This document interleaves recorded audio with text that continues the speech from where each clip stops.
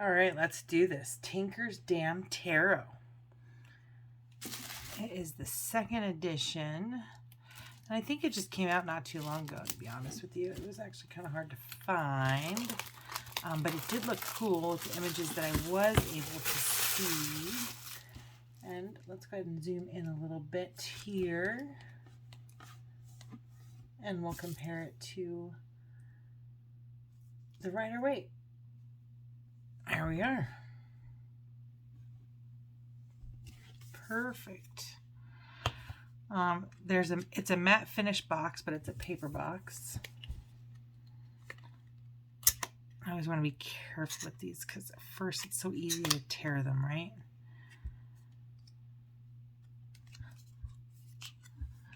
And oh, it only has a teeny tiny little book. A Tinker's Damn Tarot. Ooh, the Medieval Cosmology spread. Gotta love a new spread. The major arcana and the court cards are one page. Let's see, we've got one page for the major arcana. We've got one page for the court cards, and then we have one. Wow. 2 pages for the suits. I already love this deck. This is a great starter deck because every one of these is a one-word. It's just a one-word definition for each of the cards. It's beautiful. It says, dating back to the 15th century, the cards of the ShadowMeTarot are numbered 1 to 50, with 1 representing the lowest level of human experience and 50 the highest form of attainable enlightenment. The pack is divided into 5 houses, each having 10 cards. As in the Kabbalah, the structure is designed to present an ideological pathway from base human experience to ultimate attainment, similar to the major arcana of the tarot. Oh my gosh.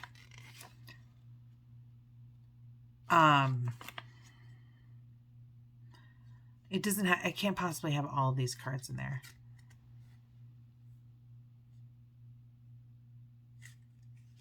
So let's just kind of take a look at it because it is a regular tarot deck. But because there's only one word meanings for each of these, I'm going to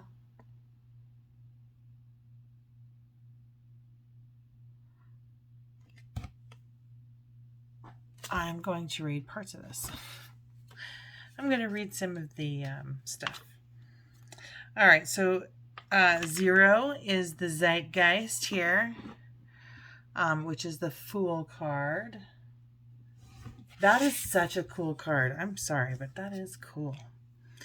So we've got the Zeitgeist, the spirit of the times, takes the place of the Fool in this deck and indicates the spirit of embarkation, of perpetual beginning, the unity of innocence and cynicism, of all potential embedded in the present moment. And then we move on to the Magician, which is emotional, philosophical, and intellectual dexterity, mastery of the elements, mastery of the mind, body, and spirit. And then we move on to Minerva.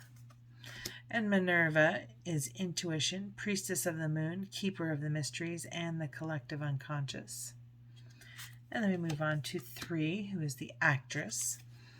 And she is creativity and potential. Number 4 is the businessman. And he is authority and direction. Number 5 is the librarian. And she is tradition, history, education, hard-learned wisdom.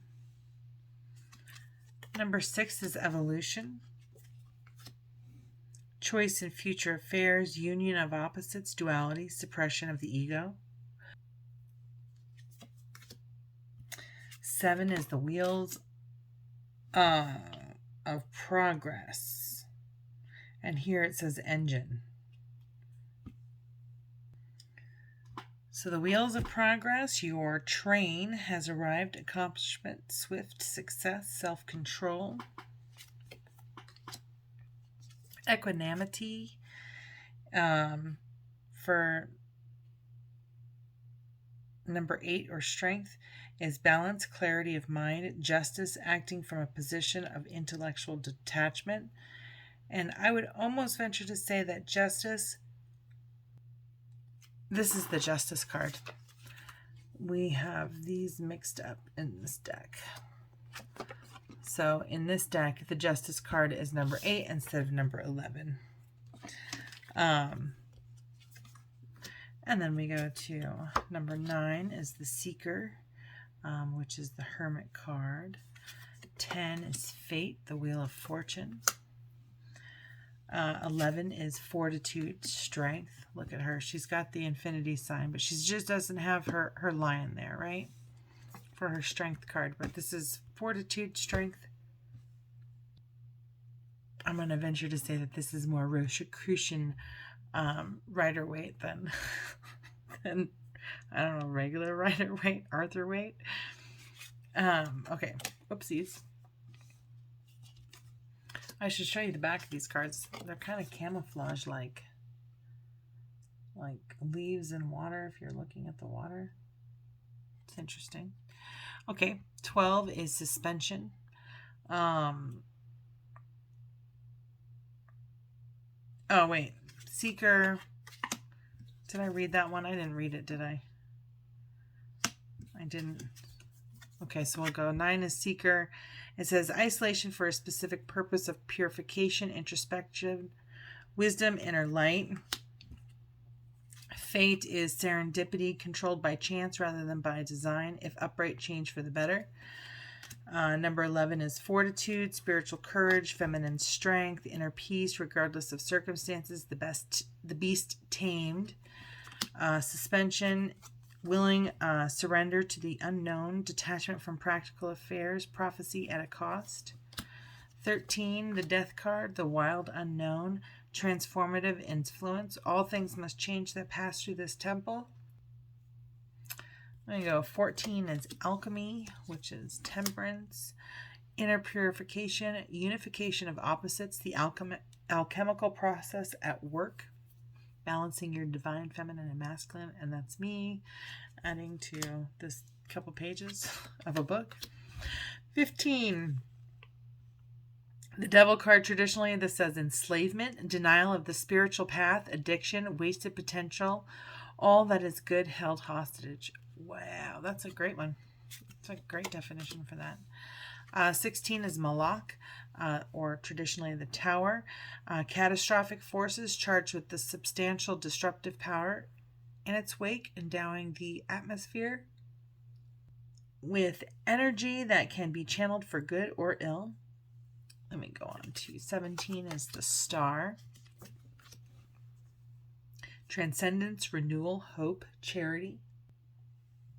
All right, next is the Moon, which is vision, collective unconscious, liberation of the inner self, that land over which the goddess presides. 19 is the Sun, and it's bounty, joy, happiness, strong relationship. And then we have 20, New Deal.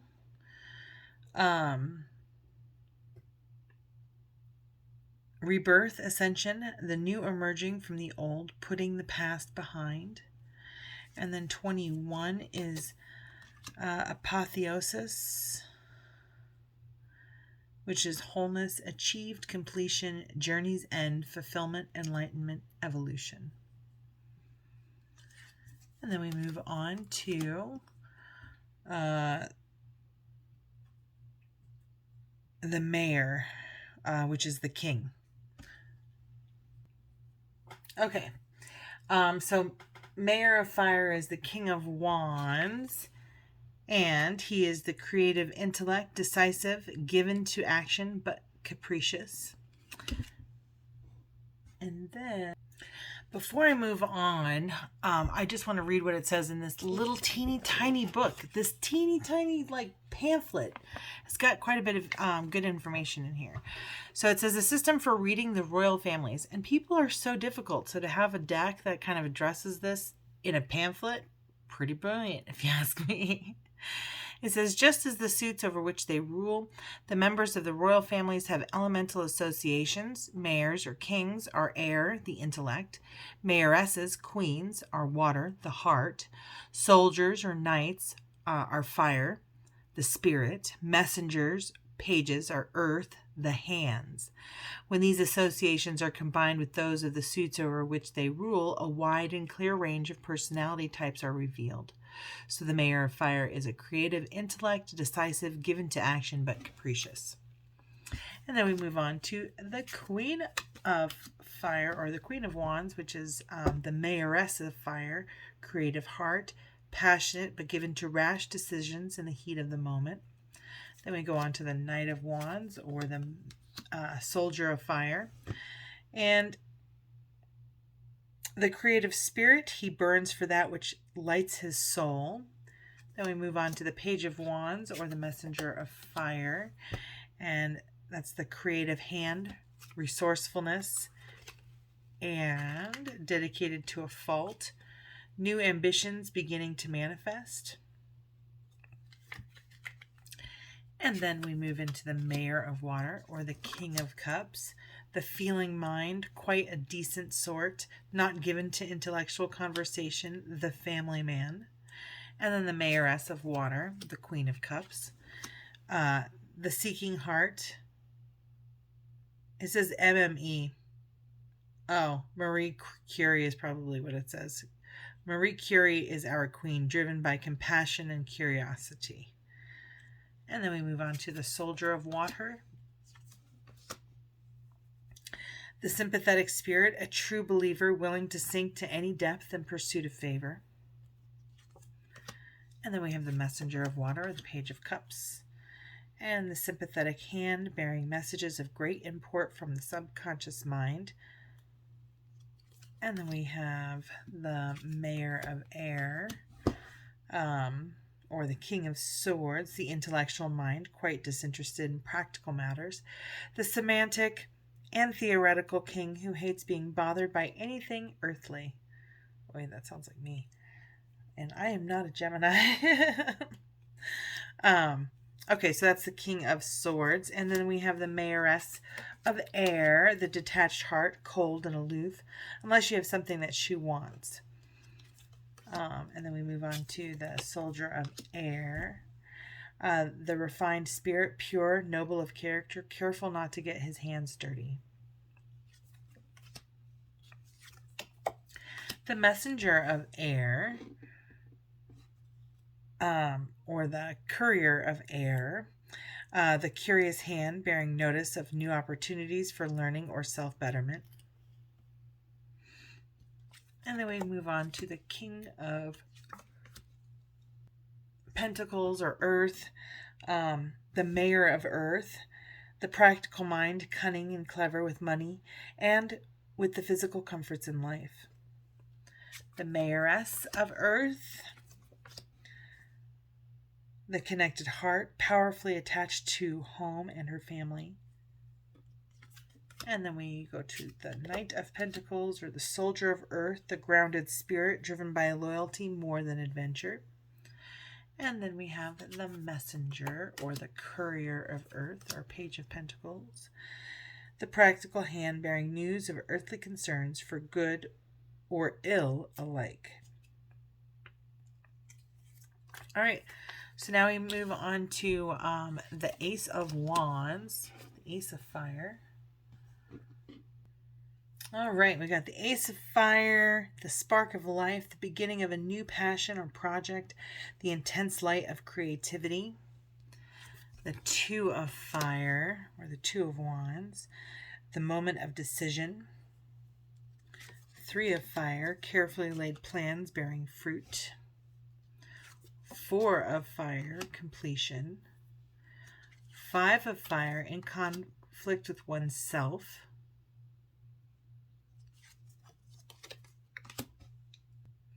Six of Fire, victory at a price and with the value of the achievement itself called into question. Seven of Fire, defended by a fierce spirit. Eight of Fire, triumphant news arriving on swift wings. Oh, that's cool. 9 of fire, facing the challenges of a harsh world with all the indomitable inner strength your battered self can muster. I know I said mustard. I think they meant muster. All right, we've got the 10 of Wands or the 10 of Fire. Oppression, burdens. That very much looks like oppression. Ace of Water. The suit of emotions and relationships. The wand suit was creativity and spirit. But our cups are emotions and relationships. So, Ace of Water, the flood of emotion, the gate of intuition. 2 of Cups or 2 of Water, union. 3 of Water, convergence, the renewal of vital forces. 4 of Water, thinking with the head at the expense of the heart, denial of the intuitive and creative to the detriment of the whole person. Reversed indicates too much feeling and not enough thought. 5 of Water, self-indulgent, regret that does not acknowledge the good things in plain sight. The 6 of Water, connection to the past, elegy, ceremony. 7 of Water, delusions, desire, false aspirations. 8 of Water, unnecessary but painful alteration. The 9 of Water, recovery of something lost, contentment, living harmoniously with one's shadow self.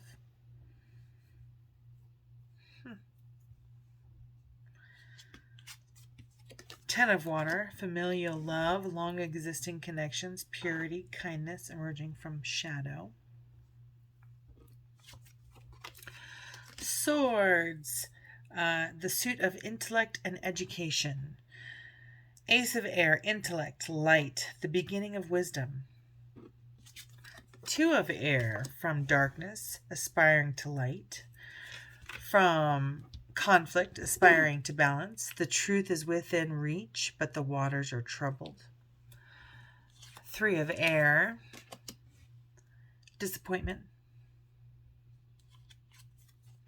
4 of Air, rest and renewal. 5 of Air, opposition and conflict, self-defeat.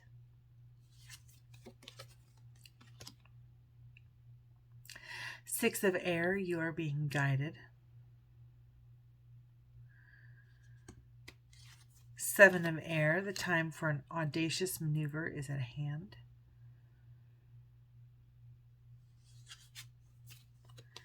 8 of Air, confinement, containment, constriction, but with the means of escape to be found within yourself.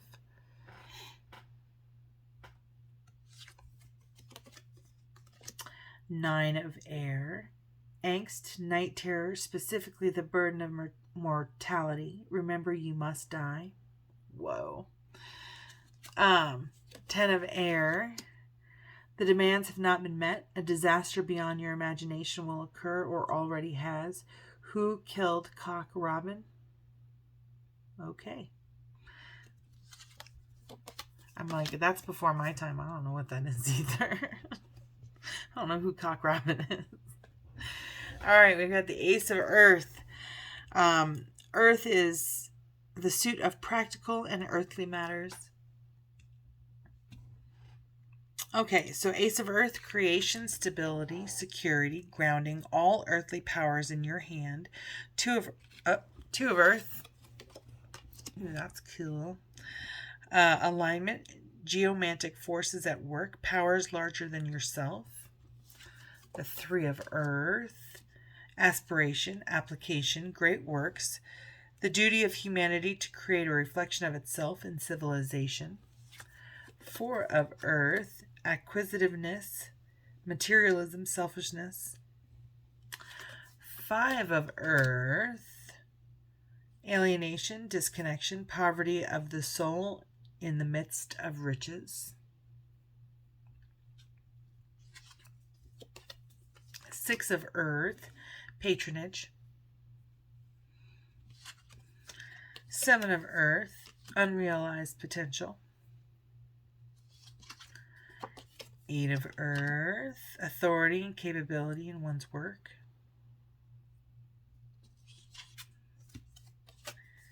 Oh, this is also life emerging through art, craftsmanship, fruition. Yeah. And then we have the 9 of Earth, security, inner comfort against the harsh outer world. And then we have 10 of Earth, legacy.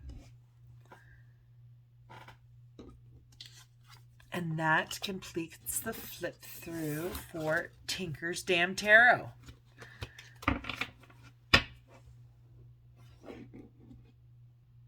So if you liked the reading and the unboxing of Tinker's Damn Tarot and Mantegna, I can't figure out the Mantegna in the instruction manual. I'll have to read it again, and it's kind of late here. But let me know if you like this deck. Like, subscribe, share, those things. But comment. Let me know what you thought of the deck as well. Thank you so much for watching. Have a beautiful, blessed day. Oh, and those of you who probably want to know how the cards shuffle. Sometimes I'm good at that, and sometimes I'm not. But it's decent cardstock. Let's see how it compares to my old deck here. I would say that they're probably exactly the right size. It is not linen paper though, but they are identical. I would even say that Tinker's Damn Tarot is a card thicker than my old tarot deck. So if you like Tinker's Damn Tarot, like I said, please like, subscribe, and share. I will be truly, truly grateful. Thanks so much, and have a beautiful, blessed day. Again.